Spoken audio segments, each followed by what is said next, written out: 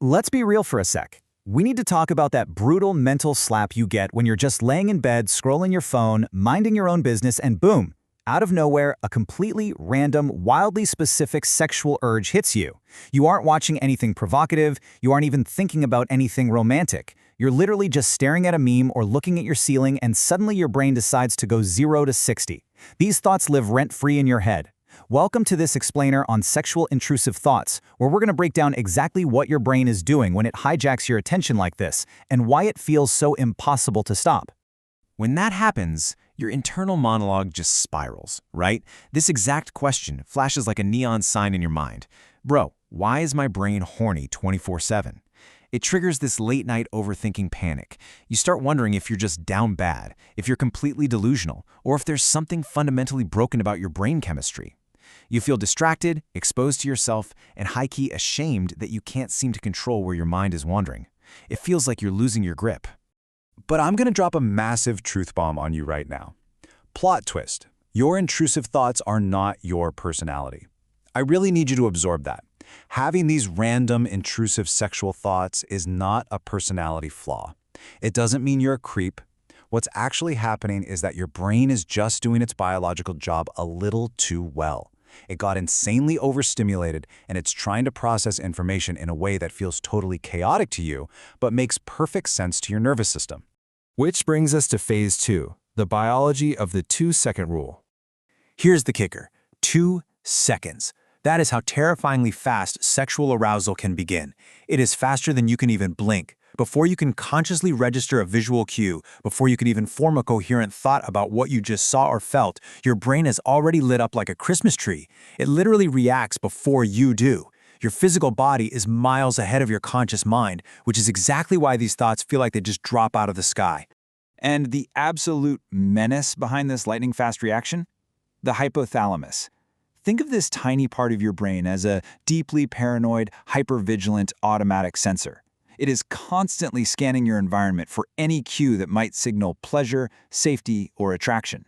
Sometimes the cue is obvious, but sometimes it's incredibly subtle.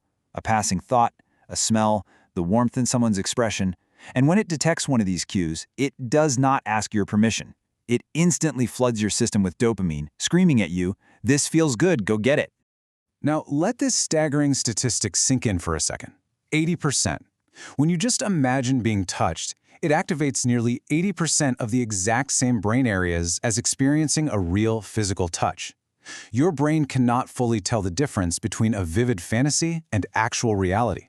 That is exactly why these intrusive thoughts feel so incredibly physical and overwhelming.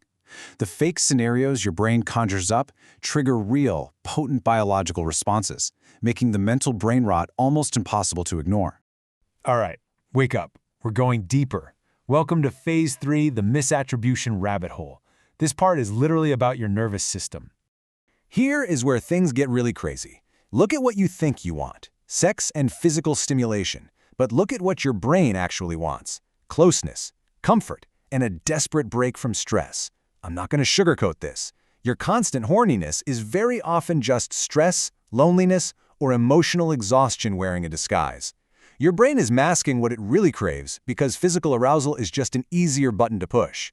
We call these the dopamine snack triggers: severe stress, modern loneliness, and crushing boredom. When life gets way too heavy or your environment is deeply understimulating, your reward system craves a shortcut to feeling good. It literally wants emotional fast food. A sexual fantasy is the quickest, most accessible dopamine snack your brain has access to.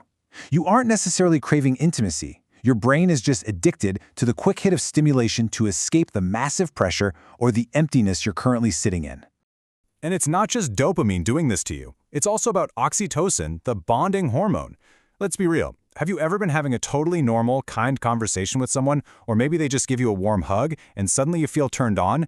You instantly panic and think, wait, do I want to sleep with them? No cap, you don't. That is just oxytocin flooding your system. Your brain associates emotional safety with this hormone, and because it shares the exact same pathways with sexual arousal, your brain gets its wires totally crossed. It's just begging for connection, not a physical hookup. Psychologists actually have a specific term for this complete system failure: the misattribution of arousal. It happens because your body's physical signals for stress, the desire for comfort, and actual physical attraction all share the exact same mental wiring. They overlap heavily. So when your heart is racing because you are stressed about a deadline, or you're feeling a deep, dark ache of loneliness, your body literally confuses that panic or exhaustion with physical desire. It misreads its own dashboard lights. We're moving on to Phase 4, reclaiming your logic center. Time to aggressively take back control. The absolute first step to fixing this is internalizing this truth. Urges are biological survival signals, not moral failures. Your brain evolved over millions of years to make sure the human race survives, meaning these signals are designed to fire off intensely. You cannot just forcefully turn these thoughts off with pure willpower. Telling yourself, don't think about it, just makes it the only thing you can think about. And shaming yourself, that just creates more anxiety, which triggers another dopamine snack cycle, making the urges even louder. Instead of fighting it with willpower, you need to recruit your prefrontal cortex. This is the logic center of your brain. It's the sophisticated tool that gives you the choice to handle these intense biological signals without losing your mind. It is specifically designed to regulate that erratic energy and calm the absolute chaos of the hypothalamus. Think of it like a phone ringing. You cannot stop the sound, but you can entirely decide whether to answer or let it go to voicemail. When that intrusive sexual thought pops up, that's just the phone ringing. You don't have to rip the phone out of the wall in a panic, and you definitely don't have to pick it up and entertain the conversation. You just acknowledge that it's ringing. By doing that, you strip away the shame and the power the thought holds over you. So the crucial point is putting this into a brutally simple framework: mindful regulation. Step 1, pause when the urge hits. Just stop. Step 2, ask yourself, what is my mind or body actually trying to tell me right now?